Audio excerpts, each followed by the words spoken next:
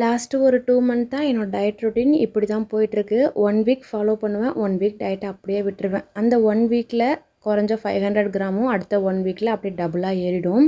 இப்போ ஒரு 10 டேஸா கரெக்ட்டா ஸ்ட்ரிக்ட்டா ஃபாலோ பண்ணிட்டுருக்கேன். பட் வெயிட்ல எந்த ஒரு மாற்றமும் இல்ல. அதே 69லே தான் இருக்கு. வெயிட் லாஸ் ஆனுச்சுன்னா கண்டிப்பா ஷேர் பண்றேன்.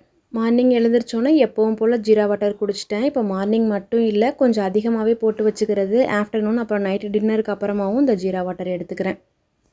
ஸ்டார்ட்டிங்கில் நான் வெயிட் லாஸ் பண்ணதுக்கு இந்த ஜீரா வாட்டர் எனக்கு ரொம்பவே ஹெல்ப் பண்ணுச்சு. டைஜஷன் ப்ராப்ளத்துக்கு ரொம்பவே யூஸ்ஃபுல்லாக இருக்கும். ரிலாக்ஸ்டாக ஜீரா வாட்டர்லாம் குடித்ததுக்கு அப்புறமா காலையில் பிரேக்ஃபாஸ்ட் ரெடி பண்ண வந்தேன். பிரேக்ஃபாஸ்ட்டுக்கு எல்லாருக்குமே ஃபேவரட்டான கார சட்னி தான். ரொம்பவே சிம்பிளாக 3 திங்ஸை வச்சு ரெடி பண்ணிடலாம். இதுக்கு வரமிளகா, சின்ன வெங்காயம், புளி எல்லாமே நல்லெண்ணெயில் வதக்கிட்டு நல்லா பேஸ்ட்டாக அரைச்சிட்டோன்னா கார சட்னி சூப்பராக ரெடி ஆகிடும். காலையில் பிரேக்ஃபாஸ்ட்டுக்கு தோசை ஊற்றி சாப்பிட்டாச்சு. இந்த வீடியோ பிடிச்சிருந்துச்சுன்னா வீடியோக்கு ஒரு லைக் பண்ணிட்டு நம்ம சேனலையும் சப்ஸ்கிரைப் பண்ணி வச்சுக்கோங்க. அடுத்த ஷார்ட்ஸில் பார்க்கலாம். பாய்.